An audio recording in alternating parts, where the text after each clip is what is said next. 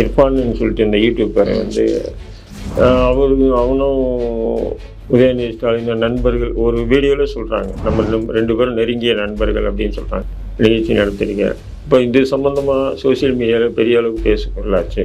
நான் இது நாள் வரையும் சுகாதாரத்துறை வந்து அவருக்கு எதிராக ஒரு எஃப்ஐஆர் கூட பதிவு பண்ணல, வழக்கு கூட போடல. சுகாதாரத்துறை செயலாளர் ஒரு அறிக்கை கொடுக்குறாரு, நயன்தாரா வந்து எந்த விதமான சட்ட விதிமீறல்களையும் மருத்துவ சட்ட விதிமுறைகளையும் மீறாமல் தான் நடந்துட்டு இருக்காங்க, சட்ட விதிமுறைகளுக்கு உட்பட்டு தான் நடந்திருக்காங்க அப்படின்னு சொல்லி அறிக்கை கொடுத்து முடிச்சுட்டாங்க. நயன்தாரா செஞ்ச மாதிரி வேற யாருன்னா செஞ்சிருந்தாங்க சட்ட நடவடிக்கை பாஞ்சிருக்கோம். அப்போது இதெல்லாம் பார்க்க போனால் இப்போ உதயநிதி ஸ்டாலினுடைய நெருக்கமான நபர்கள் என்ன குற்றம் செஞ்சாலும் தப்பிக்கலான்றதுக்கு இதெல்லாம் ஒரு மேற்கோள் தான். குற்றம் செஞ்சு வழக்கு போட்டிருந்தா நீ வாபஸ் வாங்கியிருக்க மாட்டீங்க. அப்போ குற்றம் செய்யாமலேயே போக்குவரத்துறை மீது நீங்கள் காவல்துறை வழக்கு போட்டிருக்கீங்க. அப்போ மிரட்டி இருக்கீங்க, மிரட்டி நீங்கள் வந்து போக்குவரத்து துறையை பணி வச்சுருக்கீங்க. அப்போ எதுக்கு அரசு கேள்வி வருதா இல்லைங்க? அப்போ இது போன்ற விஷயங்களை வேடிக்கை பார்த்துட்டு இது ஒரு விளையாட்டு ஒரு காமெடி மாரி கொண்டு வந்து கடைசியில் மக்களை தான் முட்டாளாக்கணும். விஜய் வந்து 2026 தான் வர போறாரு. சீமானுடன் வந்து கைகோர்ப்பார், 2 பேர் கூட்டணி அமைச்சு தான் வந்து தேர்தலில் சந்திக்க போறாங்க அப்படின்னு சொல்லி பரவாயில்ல பேசப்பட்டு வருகிறது. சீமான் கூட விஜய் சேர்ந்தான்னு வச்சுக்கலாம், சீமானுக்கு இப்போ இருக்கக்கூடிய அந்த ஒரு கெத்து வேல்யூ காலியாக போயிடும். எதனால அது? ஆனால் EVKS இளங்கோவன் வந்து சொன்ன விஷயத்தை வச்சு பார்க்கும்போது காங்கிரஸ் ஆட்சி இப்படி ஒரு மோசமான ஆட்சியாக இருந்ததா அப்படின்ற ஒரு சந்தேகம் வருது. அப்படி ஒரு மோசமான அசிங்கமான ஆட்சி காங்கிரஸ் வந்து நாங்கள் மீண்டும் காமராஜ் ஆட்சி கொடுப்போன்னு சொல்லும்போது இப்படி ஒரு மோசமான ஆட்சி தான் கொடுப்பேன்னு சொல்லி பிரச்சாரம் பண்ணுறதா நம்ம நினைக்க தோணுது. இப்போ சமீபத்தில் உங்களுடைய இணையதள பக்கத்தில் பார்த்தீங்கன்னா இஸ்லாமியர்கள் வந்து திமுக ஆட்சியை கைது செய்து தொடர்ந்து அப்படின்னு சொல்லி ஒரு பதிவிட்டு இருந்தீங்க. என்ன காரணம் சார் அது? பாஜக வந்தால் இப்படி பண்ணிடுவாங்க, RSS வந்தால் அப்படி பண்ணிடுவாங்கன்னு சொல்கிறீங்க. நீங்கள் என்ன பண்ணிட்டுருக்கீங்க திமுக அரசு? அப்போ இஸ்லாமியர்களை வஞ்சித்து பொய் வழக்கு போடுவது தான் சமூக நீதி அரசா அப்படின்ற கேள்விகள்லாம் திமுகவை பார்த்து கேட்க தோணுது. IND தமிழர்களுக்கு அன்பான வணக்கம். இன்றைய விவாத மேடையில் நம்முடன் இணைந்திருப்பவர் இந்திய தேசிய லீக் கட்சியின் நிறுவன தலைவர் திரு தலா ரஹீம் அவர்கள். வணக்கம் பாய். வாங்க. இப்போ தொடர்ந்து பார்த்தீங்கன்னா அந்த இந்தியா கூட்டணியில பிரதமர் வேட்பாளரே கிடையாது, இந்த தேர்தல் எப்படி சந்திக்க போறாங்க அப்படின்னு பேசிட்டு வந்திருந்தோம். இப்போ ஜூன் 1ஆம் தேதி பார்த்தீங்கன்னா ஆலோசனை கூட்டம் வந்து அரேஞ்ச் பண்ணியிருக்காங்க டெல்லியில. முதலமைச்சர் ஸ்டாலின் அவர்களும் கலந்து கொள்கிறார். இது எப்படி பாக்குறீங்க? தேர்தலுக்கு பின்னாடி வந்து நடத்தக்கூடிய அந்த ஆலோசனை கூட்டத்தில் வந்து முடிவு பண்ணலாம் அது யார் பிரதமர் அப்படின்றத.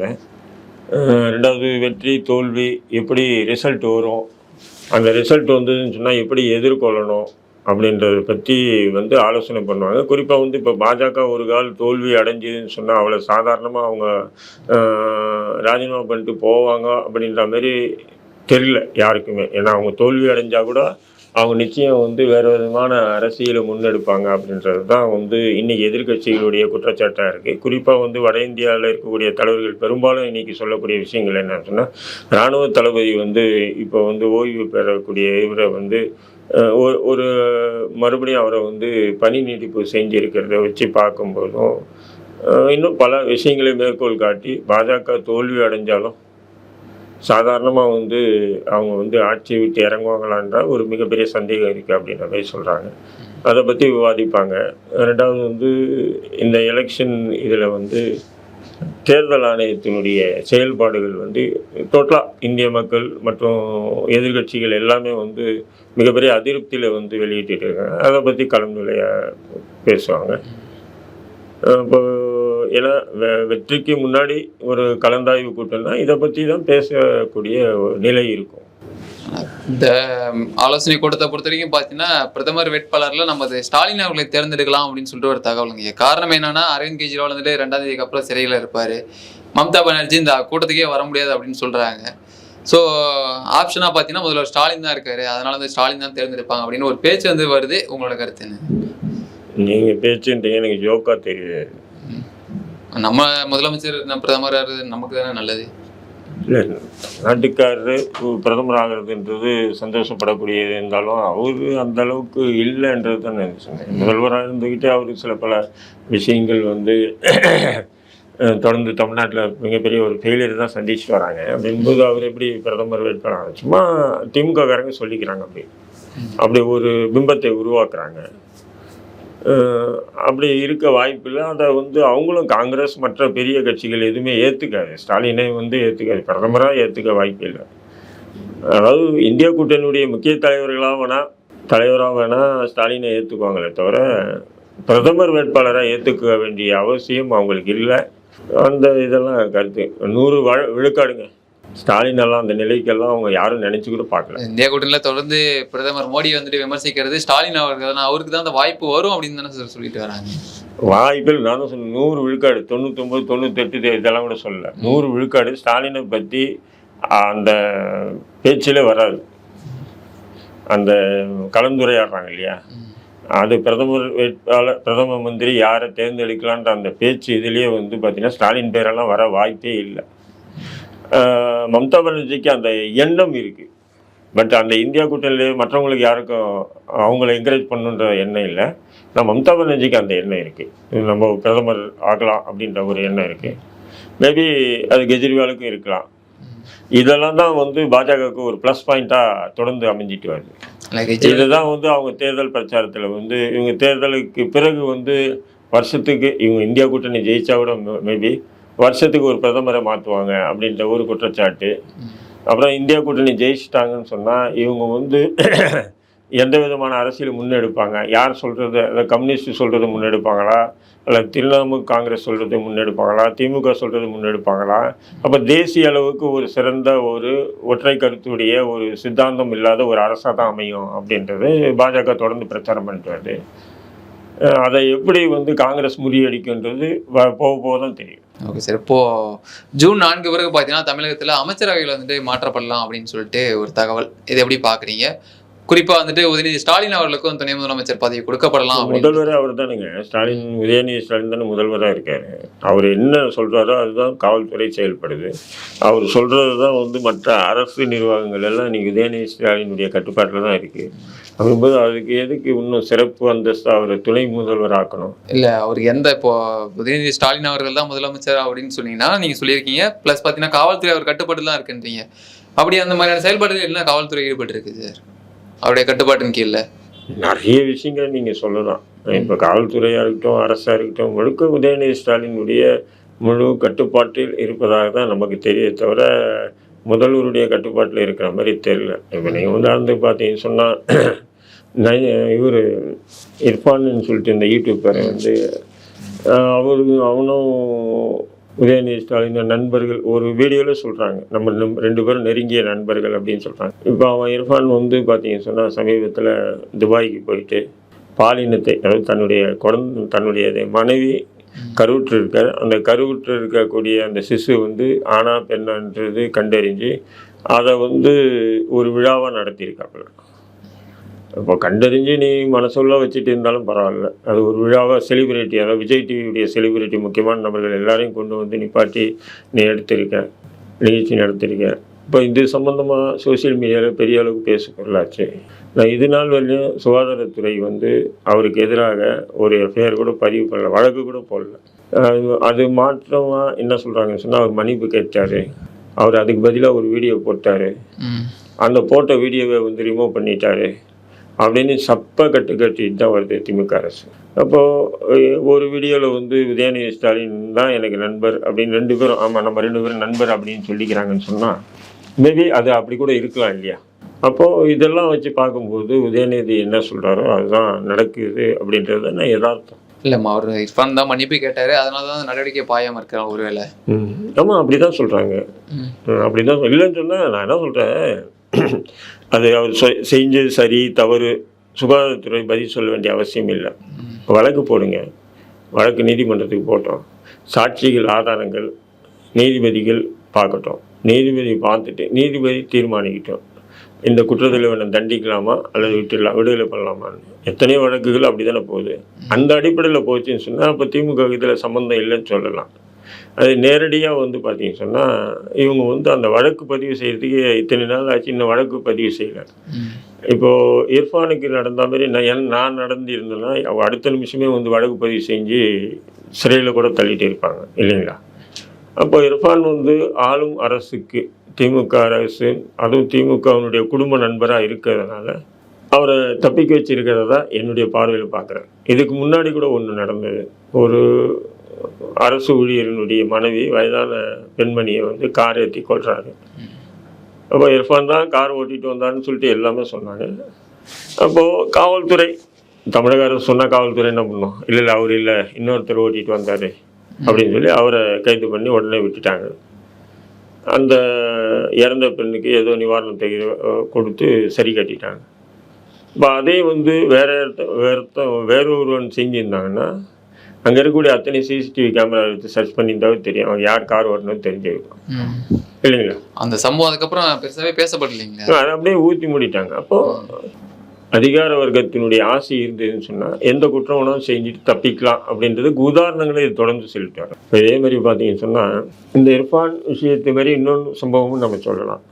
நயன்தாரா நடிகை, அவங்க வந்து பார்த்தீங்கன்னா கல்யாணம் பண்ணி ஒரு 2 மாதத்துலேயே குழந்தை பிறந்தது அப்படின்னாங்க. எல்லாருக்கும் ஆச்சரியமாக இருந்தது, கல்யாணம் பண்ணி எப்படி இவ்வளோ சீக்கிரம் குழந்தை அப்படின்னு சொன்னால் அது வாடகை தாய் மூலிமா குழந்தை பெற்றாங்க. ஆனால் தமிழக அரசு சுகாதாரத்துறை ஒரு சட்ட விதிமுறை வகுத்திருக்கு. வாடகை தாய் என்பது எப்படி வந்து வைக்கணும், திருமணமாகி குறைஞ்சது 5-6 ஆண்டுகளுக்கு மேலே குழந்தையே இல்லை அப்படின்னு சொன்னால் இருக்கணும். அப்படியே இல்லைன்னு சொன்னால் அந்த பெண்ணுக்கு கர்ப்பப்பை கோளாறாக இருக்கணும், அல்லது கர்ப்பப்பையில் வந்து இல்லாமல் இருக்கணும், குழந்தையை வயிற்றில் தாங்கும் அளவுக்கு சக்தி இல்லாத பெண்மணியாக இருக்கணும். இப்படி சில கண்டிஷன் எல்லாம் சுகாதாரத்துறை போட்டு இதெல்லாம் இருந்தால் தான் வந்து வாடகை தாய் மூலயமா குழந்தையை பெற்றுக்கணும் அப்படின்னு சொல்லிட்டு சில விதிமுறைகள் இருக்குது. ஆனால் இந்த விதிமுறைகளில் எதுவுமே பார்த்தீங்கன்னு சொன்னால் நயன்தாரா விஷயத்தில் பின்பற்றப்படவில்லை இல்லைங்களா. ஆனால் நயன்தாரா வந்து உதயநிதி கூட படம் நடிச்சிருக்காங்க, உதயநிதிக்கு நண்பராக இருக்கிறதுனால. அப்போ சுகாதாரத்துறை உடைய அமைச்சர் வந்து என்ன பண்ணுறாரு, மா சுப்பிரமணிய சொல்படி சுகாதாரத்துறை செயலாளர் ஒரு அறிக்கை கொடுக்குறாரு. நயன்தாரா வந்து எந்த விதமான சட்ட விதிமீறல்களையும் மருத்துவ சட்ட விதிமுறைகளையும் மீறாமல் தான் நடந்துட்டு இருக்காங்க, சட்ட விதிமுறைக்கு உட்பட்டு தான் நடந்திருக்காங்க அப்படின்னு சொல்லி அறிக்கை கொடுத்து முடிச்சுட்டாங்க. நயன்தாரா செஞ்ச மாதிரி வேற யாருன்னா செஞ்சுருந்தாங்கன்னா சட்ட நடவடிக்கை பாஞ்சிருக்கும். அப்போது இதெல்லாம் பார்க்க போனால் இப்போ உதயநிதி ஸ்டாலினுடைய நெருக்கமான நபர்கள் என்ன குற்றம் செஞ்சாலும் தப்பிக்கலான்றதுக்கு இதெல்லாம் ஒரு மேற்கோள் தான். அப்படி இருக்கும்போது அப்போ உதயநிதி யாருடைய கட்டுப்பாட்டில் அரசு இருக்குது, உதயநிதி ஸ்டாலின் கட்டுப்பாட்டில் தான் இருக்குது. அப்படி இருக்கும்போது அவருக்கு துணை முதல்வர் எதுக்கு அப்படின்ற கேள்வி. அதாவது அமைச்சரவை மாற்றம் என்பது ஒவ்வொரு கட்சிகளும் ஒவ்வொரு ஆட்சியின் போதும் அடிக்கடி நடக்கக்கூடிய நிகழ்வுகள் தான், அதெல்லாம் பெரிய விஷயம்லாம் இல்லை. சமீபத்தில் பார்த்தீங்கன்னா அந்த போக்குவரத்து துறைக்கும் காவல்துறைக்கான அந்த பிரச்சனைன்றதை பார்த்துருந்தேன் சார்.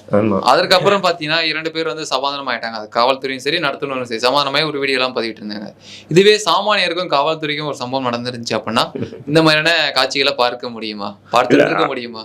இல்லை, அது வந்து பார்த்தீங்கன்னு சொன்னால் அந்த கண்டக்டர் விஷயம் நடந்து வீடியோக்கள் வரும்போதே தமிழக அரசு துரிதமாக செயல்பட்டு அது உடனே முடிவு கொண்டு வந்துடணும். கொண்டு வராதனால மக்கள் மத்தியில் நிச்சயமாக வந்து திமுக மிகப்பெரிய கெட்ட பேர். அது என்ன ஆச்சுன்னா போலீஸ் வந்து அரசு பேருந்துகளை நிப்பாட்டி சீட் பெல்ட் போடலன்னு சொல்லி வழக்கு, அப்புறம் இன்சூரன்ஸ் கட்டலைன்னு வழக்கு, இப்படி பல வழக்குகளை வந்து தொடர்ந்து போட்டதுனால அதன் பிறகு வந்து 2 பேரும் பேசி நீ கை கொடு நான் கை கொடுக்குறேன், நீ கட்டிப்பிடி நான் கட்டி பிடிக்கிறேன் அப்படின்னு சொல்லிட்டு அந்த சந்தானத்துடைய காமெடி தான் ஞாபகம் வருது. இதுக்கு இதுக்கு பருத்தி மூட்டை குடல்லே இருந்திருக்கலாமே அப்படின்னு.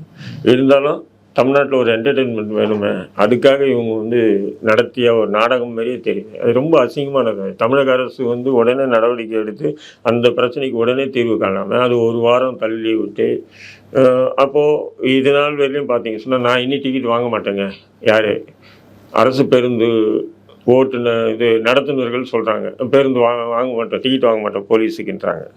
இவங்க அப்போ மட்டும் பஸ்ஸாக நீ டிக்கெட் வாங்க மாட்டேன்னு சொல்கிறது, இப்படி கேள்வி கேட்கலாம். அடுத்தது உங்கள் மீது போட்டப்பட்ட அத்தனை வழக்குகளையும் நாங்கள் ரத்து செஞ்சிட்டோம், யார் காவல்துறை. அப்போ அவங்க குற்றம் செஞ்சு நீ வழக்கு போடலையா அப்படின்ற கேள்வி வருதா இல்லைங்களா. குற்றம் செஞ்சு வழக்கு போட்டிருந்தா நீ வாபஸ் வாங்கியிருக்க மாட்டீங்க. அப்போ குற்றம் செய்யாமலேயே போக்குவரத்து துறை மீது நீங்கள் காவல்துறை வழக்கு போட்டிருக்கீங்க. அப்போ மிரட்டி இருக்கீங்க, மிரட்டி நீங்கள் வந்து போக்குவரத்து துறையை பணி வச்சுருக்கீங்க. அப்போ இதுக்கு எதுக்கு அரசு கேள்வி வருதா இல்லைங்க. அப்போ இது போன்ற விஷயங்களை வேடிக்கை பார்த்துட்டு இது ஒரு விளையாட்டு ஒரு காமெடி மாரி கொண்டு வந்து கடைசியில் மக்களை தான் முட்டாளாக்குனாங்க. இப்போ விஜய் அவர்கள் பார்த்தீங்கன்னா அன்னதானம் வந்துட்டு தமிழகம் முழுவதும் வந்துட்டு விஜய் கட்சி சார்பாக நிர்வாகிகள் எல்லாமே வந்துட்டு அன்னதானம் வழங்கிட்டு இருந்தாங்க. அந்த நேரத்துல புஷி ஆனந்த் அவர்கள் என்ன சொல்லியிருந்தாருன்னா, ஒருவருக்கு பிறந்தநாள் வந்துச்சுன்னா ஒரு 5 நாள் 10 நாட்கள் வந்து கொண்டாடுவாங்க. நம்ம தளபதிக்கு மட்டும்தான் 365 நாளும் நிர்வாகிகள் கொண்டாடிட்டு வராங்க அப்படின்னு சொல்லி பேசியிருக்காரு. இதை எப்படி பாக்குறீங்க? நானும் வந்து ஒரு பல வருஷமாக இருந்துகிட்டு இருக்கோம். அதேமாரி வருஷம் முழுக்க வந்து விஜய்க்கு வந்து எவனும் கொண்டாடினதில்லை. ஒரு பில்டப்பு தான். புஷியானந்த் சொன்னது வந்து ஒரு பில்டப்பு. 360 நாள் வந்து கொண்டாடுறாங்களாம். எங்கே கனவுலையா? எப்படியெல்லாம் பில்டப் பண்ணுறானுங்க பாருங்கள். கூத்தாடி அவன் அரசியலுக்கு வரானா, அவனுக்கு வந்து ரசிகர்கள் 360 நாளும் பிறந்த நாள் கொண்டாடுறாங்களாம். இதெல்லாம் எங்கே போய் முட்டிக்கிறதுன்னு தெரியல எனக்கு. இல்லை, நிர்வாகிகள் எங்கேயாவது ஒரு சேவைகள் செஞ்சுட்டு இருப்பாங்க தினமும், யாராவது ஏதோ ஒரு மாவட்டத்தில். அது நீ வந்து உன்னுடைய ரசிகர் மட்டுமா சேவை செய்கிறான்? இன்னைக்கு ஒவ்வொரு கிராமமாக நகரமாக ஒவ்வொரு தொகுதியாக வட்டமாக அங்கங்கே இருக்கக்கூடிய இளைஞர்கள் வந்து பொது சேவைகளை தொடர்ந்து செஞ்சுட்டு தான் வர்றாங்க. ஏதோ இவன் மட்டும் செய்கிற மாதிரி எப்படின்னு சொன்னீங்கன்னா, இந்த வெள்ள நிவாரண பணி நடந்தது பார்த்தீங்களா? இஸ்லாமிய அமைப்புகள் உட்பட பொது துண்டு நிறுவனங்கள் வந்து நிறைய வந்து அவங்க முடிஞ்ச அளவுக்கு வந்து உதவி செஞ்சு மக்களுக்கு விநியோகம் பண்ணிட்டே இருந்தான். இவன் பாட்டுக்கு ஒரு 4 லோடு அரிசி மூட்டை எடுத்துன்னு போய் அங்கே நிற்க வச்சுக்கிட்டு கொடுத்தது தான் எல்லா தொலைக்காட்சியிலையும் தலைப்பு செய்தி ஆக்குனாங்க. இல்லை, வேற எந்த நடிகரும் முன் வரல. விஜய் அவர்கள் வந்திருக்காரு, ப்ளஸ் அரசியல் கட்சி வச்சிருக்காரு. நான் என்ன சொல்கிறேன், இதை நீங்கள் தலைப்பு செய்தி ஆக்குவது தான் இந்த மாதிரி கூத்தாடிகள் வந்து மிகப்பெரிய தலைவர் என்ற தலகணத்தோடு ஆடுறாங்க. ஏன் தலைப்பு செய்தி ஆக்குறீங்க? எத்தனை பேர் அவன் வந்து வசூல் பண்ணி எவ்வளோ கஷ்டப்பட்டு அந்த பணத்துக்கும் வசூல் பண்ணி அதுக்கப்புறம் அந்த பொருள் வாங்கி கஷ்டப்பட்டு அந்த பொருள் எடுத்துமே மக்களுக்கு வந்து அந்த தண்ணியில் காவால் நின்று அந்த விநியோகம் பண்ணிக்கிட்டு எத்தனையோ பேர் இருந்தாங்க இல்லையா? அதெல்லாம் நீங்கள் வந்து பெருசுப்படுத்தி தலைப்பு செய்தி ஆக்கினீங்கன்னு சொன்னால் இன்னும் நல்லா இருக்கும் இல்லைங்களா? அதை விட்டுட்டு ஒரு கூத்தாடி வந்து ஏதோ யாரோ வாங்கி கொடுக்குறாங்க, எப்படியோ வந்து விநியோகம் பண்ணுறாங்க, அதை வந்து நீங்கள் தலைப்பு செய்தியாக்கி எல்லா தொலைக்காட்சியிலையும் லைவ். அப்போது இதெல்லாம் வந்து நிச்சயம் வந்து பார்த்தீங்கன்னு சொன்னால் ஒரு நல்ல அரசியல் ஆரோக்கியமான செயல் அல்ல இது. விஜய் அவர்கள் வந்து 2026 தான் வரப்போறாரு. சீமானுடன் வந்து கை கோர்ப்பார். 2 பேர் கூட்டணி அமைச்சு தான் வந்து தேர்தலை சந்திக்க போறாங்க அப்படின்னு சொல்லி பரவலாக பேசப்பட்டு வருகிறது. சீமான் கூட விஜய் சேர்ந்தான்னு வச்சுக்கலாம், சீமானுக்கு இப்போ இருக்கக்கூடிய அந்த ஒரு கெத்து வேல்யூ காலியாக போயிடும். எதனால அது? எல்லா விஷயமும் இருக்குது. ஏன்னா சீமான் வந்து நமக்கு ஏற்றுக்காமல் புறக்கணிக்கலாம், அது வேறு விஷயம். இருந்தாலும் வந்து அவர் தொடர்ந்து இன்றைக்கி ஒரு 12 ஆண்டுகளாக 13 ஆண்டுகளாக தொடர்ந்து மக்களுடைய பிரச்சனைகளில் களத்தில் நிற்கக்கூடிய ஒரு நபராக இருக்கார். இவன் இன்றைக்கி வந்தவன் இவனை வந்து கூட நீங்கள் கூட்டணி வச்சுக்கிட்டீங்கன்னு சொன்னால் அது எந்த விதமான அரசியலை நீங்கள் முன்னெடுத்து சொல்லுவீங்க? இத்தனை நாளாக ஊடகத்துக்கு முன்னாடியும் சரி ஒரு சவாலாக எல்லாருக்கும் சவால் விட்டீங்க. திமுகவுக்கு சவால் விட்டீங்க, அதிமுகவுக்கு சவால் விட்டீங்க, பிஜேபிக்கு சவால் விட்டீங்க, காங்கிரஸுக்கு சவால் விட்டீங்க. நீங்கள் போய் விஜய் கூட சேர்ந்துட்டாலோ விஜய் உங்கள் கூட சேர்ந்தாலோ நீங்கள் யாருக்கு சவால் இத்தனை நாள் நீங்கள் விட்டுட்டு வந்த சவாலெல்லாம் வந்து அது ஒரு ஜோக் மாதிரி ஆகிடும். அதனால் வந்து விஜய் கூட சீமான் சேர்வது என்பது நாம் தமிழ் கட்சிக்கு நல்ல ஆரோக்கியமான அரசியல் அறம் அல்ல அது. அது போலவே இப்போ கட்சிக்கான ஒரு பக்கம் கட்சி பணிகளை செஞ்சுட்டு வர, ஒரு பக்கம் படத்தில் நடிச்சுட்டு வர. இப்போ சமீபத்தில் அறிவிச்சிருந்தது என்னன்னா வழக்கறிஞர் குழுலாம் வந்துட்டு கட்டமைக்கிறது சொல்லி கட்சிக்காக. ஏன் உங்கள் கட்சியில் என்ன விஜய் கட்சியில் வந்து ரவுடி பசங்களாம் சேர்க்க போகிறாப்பலையா? இல்லை சார், சட்ட ஒழுங்கு வேணுன்றதுக்காக சட்ட ஆலோசகரை இருக்கிறது தப்பு இல்லைங்களே? ஏங்க அது ஒவ்வொரு காவல் நிலையத்துக்கு போக்கிட்டேயும் வந்து பார்த்தீங்கன்னா நூற்றுக்கணக்கான வழக்கறிஞர்கள் இருந்துக்கிட்டு தானே இருக்காங்களா இல்லையா? பல வழக்குகள் காவல் நிலையத்தில் வர்றது தானே அவங்க அட்வொகேட்டுக்கு வருது, புரியுதுங்களா இல்லையா? அப்போ அந்த காவல் நிலையத்தினுடைய தொடர்புகள் வழக்கறிஞர்கள் இருந்துக்கிட்டு தான் இருக்குது. அப்போது நான் வந்து ஒவ்வொரு தொகுதிக்கு 2 வழக்கறிஞர்கள் நியமிக்க போகிறேன்னு சொன்னால் அப்போ உங்கள் தொகுதியில் உன்னுடைய தொண்டர்களோ அல்லது உன்னுடைய கட்சி விசுவாசிகளோ அல்லது உன்னுடைய ரசிகர்களோ சமூக விரோத செயல்பாடுகளில் ஈடுபட போகிறாங்களா? அப்போ காவல்துறை அவங்கள கைது பண்ணால் உடனே அவங்களை போய் மீட்கிறதுக்காக வழக்கறிஞர் நியமனம் பண்ணுறீங்களா? இப்படி இந்த கேள்வியெல்லாம் நம்ம கேள்வோம். லூசு பையன் தான் இந்த மாதிரி வேலையெல்லாம் செய்வான். அதாவது ஒரு அமைப்பை கட்டமைச்சு வட்டம் தொகுதி வட்டம் அப்புறம் பூத்து இப்படி வந்து நிர்வாகிகளை போட்டு ஒரு அரசியல் ரீதியாக கட்டமைக்கிறது தான் ஒரு நல்ல அரசியல். அதை விட்டுட்டு நான் வந்து ஒவ்வொரு ஸ்டேஷனுக்கு 2 வழக்கறிஞர்கள் நியமிக்க போகிறேன்னு சொன்னால் உன்னுடைய கட்சிக்காரனெல்லாம் திருடன் ஆக்குறதுக்கோ இல்லை கொள்ளையடிக்கிறதுக்கான கொள்ளைக்காரன் ஆக்குறதுக்கோ இல்லை கொலைக்காரன் ஆக்குறதுக்கோ உண்டான முயற்சிகளை விஜய் இறங்குறாப்பில்லையா? இல்லை, இளைஞர்கள் அவர் பின்னாடி இருக்கிறது ஃபுல்லாகவே இளைஞர்கள் சார். அவர் கட்சிக்குள்ளே வந்துட்டார் அப்படின்னா அந்த கொண்டாட்டத்தில் ஏதாவது இளைஞர்கள் பண்ணுவாங்க. ஸோ அதற்காக தடுக்க அந்த மாதிரி இருக்கலாம் இல்லைங்களா? சரி, அதுக்காக வந்து அவங்க ஏதாவது அந்த ஆர்வக்கோளாறுல செஞ்சாங்கன்னு சொன்னா அவன் ஜெயிலில் அரெஸ்ட் பண்ணி ஜெயிலில் தூக்கி போட போறான். அதுக்கு நீ இப்போ வழக்கறிஞர் வைக்கணும்னா அது போன்ற குற்றங்களை செய்யறதுக்கு இளைஞர்களை ஊக்குவிக்கிறியா நீ? இது எந்த விதமான அரசியல்னு தெரியல. வழக்கறிஞர்கள் எங்க கட்சிக்கு வழக்கறிஞர் பிரிவு இருக்குன்னு சொல்றது அது வேறங்க. ஒவ்வொரு அரசியல் கட்சிக்கும் வழக்கறிஞர் பிரிவுன்னு இருக்கும். ஆனா தொகுதிக்கு 3 வக்கீல் 4 வக்கீல் நாங்க ரெடி பண்ண போறோம் அப்படின்னு சொன்னா நீ வந்து வேற ஏதோ விதமான அரசியலை முன்னெடுக்கிறேன். அதே சொல்லி தொல்ல எதுவும் சொல்ல மாட்டேன்ல. அதான் தேர்தல் முடிவுக்கு பிறகு நான் தான் சொல்ல போறேன்னு சொல்லியிருக்காருங்க சார். சொல்லுவார். இந்தியா கூட்டணியை வெற்றி பெற்றவனே அந்த வெற்றியை வந்துட்டு கலைஞருக்கு அர்ப்பணிப்போம் அப்படின்னு சொல்லி மு.க. ஸ்டாலின் அவர்கள் கூறுறதை எப்படி பாக்குறீங்க சார்? இல்லை, ஸ்டாலின் அப்படிதானே சொல்லுவார். அவருடைய தந்தை அவர் கட்சியினுடைய தலைவராக இருந்தவர், மூத்த தலைவராக இருந்து அவர் இறந்துட்டார். இப்போ ஸ்டாலின் வந்து அதை சொல்லாமல் நான் வந்து ஜெயலலிதாவுக்கு அர்ப்பணிப்பேன்னு சொல்லுவார். இல்லை சார், அதாவது இந்தியா கூட்டணி வெற்றி பெற வாய்ப்பு இருக்குங்களா இது வரைக்கும்? வெற்றி பெற்றால்தான் அப்படின்ற கொஸ்டின் மார்க்கோடு தான் நிப்பாட்டாரு. வெற்றி பெறுவோம், வெற்றி பெற்றவுடன் நாங்கள் அர்ப்பணிப்போம் அப்படின்னு சொல்லி வெற்றி பெற்றால் எல்லாரும் வெற்றி பெற்றான்னா அந்த வாய்ப்புகள் அப்படின்னு சொல்கிறாரு. அதில் பெரிய ஆச்சரியப்பட வேண்டிய அவசியம் இல்லை. ஏன்னா அவர் தந்தை அவர் கட்சியினுடைய தலைவராக இருந்தவர். அவரை மேன்மைப்படுத்துறது தான் அவங்க வேலை. அதை விட்டுட்டு அவர் வந்து அடுத்த ஆள் மேன்மைப்படுத்த மாட்டாங்க. அந்த அடிப்படையில் சொல்லுவார் அவர். Okay sir. ஒரு பக்கம் காங்கிரஸ் கட்சியினர் பார்த்தீங்கன்னா நடக்கக்கூடிய ஆட்சி வந்துட்டு காமராஜர் ஆட்சி அப்படின்னு சொல்லி காமராஜர் உதாரணப்படுத்தி ஸ்டாலினை சொல்றாங்களே, எப்படி பாக்குறீங்க சார்? உண்மையில காமராஜர் ஆட்சி செய்யும்போது நமக்கெல்லாம் அப்படி அரசியல் அறிவோ ஞானமோ இல்லாமல் இருந்தது. ஆனால் ஒரு விதமான புத்தகங்கள்லாம் படித்து காமராஜர் சிறந்த ஆட்சியை கொடுத்தார் அப்படின்றது நமக்கெல்லாம் தெரியும், கேள்விப்பட்டிருக்கோம், படிச்சிருக்கோம். ஆனால் ஈவிகே இளங்கோவன் வந்து சொன்ன விஷயத்தை வச்சு பார்க்கும்போது காங்கிரஸ் ஆட்சி இப்படி ஒரு மோசமான ஆட்சியாக இருந்ததா அப்படின்ற ஒரு சந்தேகம் வருது. அப்படி ஒரு மோசமான அசிங்கமான ஆட்சி காங்கிரஸ் வந்து நாங்கள் மீண்டும் காமராஜர் ஆட்சி கொடுப்போன்னு சொல்லும்போது இப்படி ஒரு மோசமான ஆட்சி தான் கொடுப்பேன்னு சொல்லி பிரச்சாரம் பண்ணுறதா நம்ம நினைக்க தோணுது. அவர் வந்து என்ன பண்ணுவார், ஈரோடு கிழக்கு தொகுதியில் ஒரு 30-40 கோடி 300 கோடி கிட்ட செலவு பண்ணி அவரை வெற்றி பெற்றதுக்கு அவர் ஏதோ பேசணும், அதுக்காக அவர் பேசுகிறாரு, முதல்வரை பாராட்டி பேசுகிறார். அப்படி தான் நம்ம பார்க்கணுமே தவிர மற்றபடி அதை ஒரு பெருசாக நம்ம பார்க்க வேண்டியதில்லை, பெருசாக எடுக்க வேண்டிய அவசியமும் இல்லை. இல்லை சார், இப்போ காமராஜர் ஆட்சியில் தான் வந்துட்டு காங்கிரஸ் கட்சியை சேர்ந்த ஜெயக்குமார் அவர்கள் வந்து மரணிச்சிருக்காங்க. இந்த ஆட்சி தான் காமராஜர் ஆட்சின்னு வந்து காங்கிரஸ் கட்சியினரே சொல்கிறாங்களே சார். ஏங்க இதே ஜெயக்குமார் வேறு அதிமுக ஆட்சியிலையோ அல்லது வேறு ஆட்சியிலையோ மறந்து இருந்தாருன்னா இந்த காங்கிரஸ் எல்லாம் சும்மா உட்காந்துருக்க மாட்டாங்க. இந்நேரம் வானத்துக்கு பூமியாக குதிச்சிருப்பாங்க. ஒரு மாவட்ட தலைவர் என்ன பண்ணாங்க, கூட்டு போனாங்க, கூட்டு போய் கொண்டு இருக்காங்க, அதை போய் தற்கொலைன்னு மாற்ற பார்க்குறாங்க, இதுலேயும் குற்றவாளிகளை கண்டுபிடிக்கல இவைன்னு சொல்லி பயங்கரமாக காட்டு கூச்சல் கத்திருப்பாங்க. இப்போ நவதுராங்களையும் மூடிக்கிட்டு உட்காந்துருக்காங்க. ஏன்னு சொன்னால் அந்த படத்தை சொல்லல, குத்துனது நண்பனாக இருந்தால் செத்தா கூட சொல்லாதான்னு. அதேமாரி இப்போ குத்துனது திமுக ஆட்சின்றதுனால காங்கிரஸுக்கு வந்து அதை கண்டிக்கிறதுக்கு கூட யாருக்கும் மனசு இல்லை. ஏதோ செல்வ பெருந்தகை மாநில தலைவர் வந்து ஒரு இலைமறைவு காயாக வந்து லைட்டாக அதை கண்டித்து விட்டார், அவ்வளோதான். மற்றபடி அது காங்கிரஸ் வந்து அது பெரிய அளவுக்கு யாரும் அதை கண்டிக்கிற மாரி இல்லை. இன்ன வரையும் குற்றவாளிகளும் கண்டுபிடிக்கல. பெரும்பாலும் குற்றவாளிகளை கண்டுபிடிக்காமல் காவல்துறை வந்து அது வந்து தற்கொலைன்ற மாதிரி முடிக்கிறதுக்கு உண்டான வழி மாரி பார்க்குறாங்க. இதெல்லாம் பார்த்தீங்கன்னு சொன்னால் இப்போ காங்கிரஸ் வந்து எந்த அளவுக்கு திமுக கிட்ட அடிமையாக இருக்கின்றது இதை விட உங்களுக்கு வேறு எதுவும் பெரிய விஷயமா விளக்க வேண்டியது இல்லை. இல்லை, நீங்கள் அடிமைன்னு சொல்கிறீங்க. செல்வ பெருந்தகை என்ன சொல்கிறாங்கன்னா தமிழகத்தில் தனிச்சு காட்டணும் காங்கிரஸ் கட்சின்ற அதுக்கு உண்டான தகுதிகள் நீங்கள் என்னைக்கு வளர்த்துக்கிட்டீங்க, ஜெயிக்கணும்னு தானே நீங்கள் பார்க்குறீங்க. எத்தனை தான் சீட்டுக்காக நம்ம கையேந்து நிற்கணும் அப்படி அந்த எண்ணம் உங்களுக்கு இல்லையே. இருந்திருந்தால் நீங்கள் வந்து என்ன பண்ணணும், தன்னிச்சு களமாடி இருந்தீங்கன்னா நிச்சயம் அது வந்து மக்கள் மத்தியில் ஒரு பேசு பொருளாக இருக்கும்.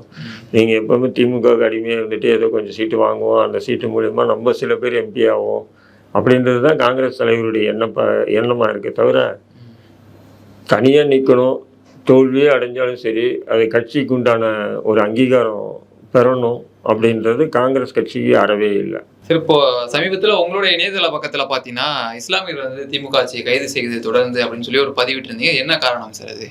இல்லை, இப்போ வந்து சமீபத்தில் வந்து என்ன ஆச்சுன்னு சொன்னீங்கன்னா சுவடு மன்சூர்னு சொல்லிட்டு அவர் ஒரு பத்திரிகை ஆசிரியர். அவர் வந்து அவருடைய மகன்கள் 2 பேர் மற்றும் இன்னும் 3 பேர் மொத்தம் 6 பேர் வந்து யூபா சட்டத்தில் வந்து அதாவது கியூ பிரான்ச் அதாவது சைபர் கிரைம் போலீஸ் வந்து கைது பண்ணியிருக்காங்க. யூப்பா சட்டம் போடுற அளவுக்கு அவங்க அது பயங்கரமான ஏதோ தவறு செஞ்சாங்களா அப்படின்னு விசாரிக்க போனால் அப்படி எதுவுமே இல்லை. யூடியூப்பில் உட்காந்து பேசியிருக்காரு. அதை பேசின பேச்சுக்கள் என்னன்னு சொல்லி பார்த்தீங்கன்னு சொன்னால், இஸ்லாமிய ஆட்சிகளுடைய வழிமுறைகளை பற்றி பேசியிருக்காரு.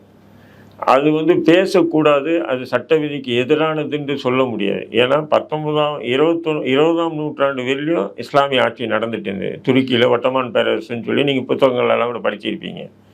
இஸ்லாமிய பேரரசு, ஒட்டமான் பேரரசுன்னு சொல்லி படிச்சிருப்பீங்க. அப்போ அந்த ஆட்சியை பற்றி தான் அந்த யூடியூப்பில் விவாதிக்கப்படுது. அப்படின்னும்போது அது பேசுனதுக்காக வந்து யூப்பா அன்லாஃபுல் பிரிவென்ட் ஆக்டில் வந்து கைது பண்ணுறதெல்லாம் பார்த்தீங்கன்னா, அதுவும் திமுக ஆட்சிகள். ஏன்னா தேர்தல் முடிஞ்சிச்சு, முஸ்லீம்கள்லாம் ஓட்டு போட்டாச்சு. அப்போது மத்தியில் இருக்கக்கூடிய பாஜகவுக்கு சாந்தப்படுத்தணும், திருப்திப்படுத்தணும் அப்படின்றதுக்காக இந்த கைது போல் என்னுடைய பார்வையிலே தருது. ஏன்னு சொன்னால் அவங்க வந்து குற்றம் இழைத்து இருந்தாங்கன்னா, ஆனால் ஊடகங்கள்லாம் நீங்கள் காவல்துறை மூலமாக செய்தி எப்படி தரீங்க? ஏதோ ஒரு தடை செய்யப்பட்ட அமைப்புக்கு ஆள் சேர்த்தா மாதிரியும், ஏதோ ஒரு தடை செய்யப்பட்ட அமைப்புகளுக்கு ஆதரவாக இருந்து இங்கே பிரச்சாரம் பண்ணி ஒரு தீவிரவாதத்தை வளர்க்கறதுக்கு உண்டான மாதிரி நீங்கள் செயல்பட்டா மாதிரி தான் ஊடகங்களில் செய்தியாக கொடுக்குறீங்க. அவங்க எல்லா ஊடகங்களையும் தலைப்பு செய்தி அப்படியே போடுறாங்கன்னு போது, இது வந்து திட்டமிட்டு இஸ்லாமிய சமூகத்தை திமுக அரசு ஒரு வன்மமான முறையில் செயல்படுதா அப்படின்ற கண்டனங்களை நாங்கள் வச்சுட்டுக்கிறோம். இன்னமும் திமுக வந்து இஸ்லாமியர்களை அந்த ஓட்டுக்காக தான் இன்னமும் செயல்பட்டு வருது. இப்போ அதுதான் பாருங்க, தேர்தல் முடிஞ்சவுடனே அந்த வேலையை பண்ணியிருக்காங்க. அதாவது அவங்க அந்த மாதிரி நபர்கள் இருந்தால், இதில் இன்னொன்று என்னென்னா, அந்த மன்சூர் சுவடு பத்திரிகை, அவருடைய பத்திரிகை சுவடு, அவர் பேர் சுவடு மன்சூர்ன்றவர். அவர் இன்னொன்று என்னன்னு சொன்னீங்கன்னா, பெரியார் அண்ணா நூற்றாண்டு விழாவை முன்னிட்டு அரசு சார்பாக ஒரு மலர் வெளியிடுறாங்க. அந்த மலரில் வந்து கருணாநிதி எப்படி கலைஞரானார் என்ற தலைப்பில் கட்டுரை எழுதியிருக்காரு. இதை விட வேற என்ன கொடுமை வேணும்? அந்த பாய்க்கு இது தேவையா? கருணாநிதியை பாராட்டி, அதாவது கருணாநிதி எப்படி கலைஞரானார் என்று கட்டுரை எழுதியவர். அதாவது பெரியார் அண்ணா நூற்றாண்டு விழா மலரில் எழுதியிருக்காரு. அப்படிங்கும்போது அந்த நபரையும் கைது பண்ணியிருக்காங்க. அவங்க பையன் தான் யூடியூப்பில் பேசினாங்க. அப்போ பையன் யூடியூப்பில் பேசினாங்கன்னா அந்த பையனை மட்டும் கைது பண்ணியிருந்தா இது ஒரு பெரிய பேசு பொருளாக இருக்காரு.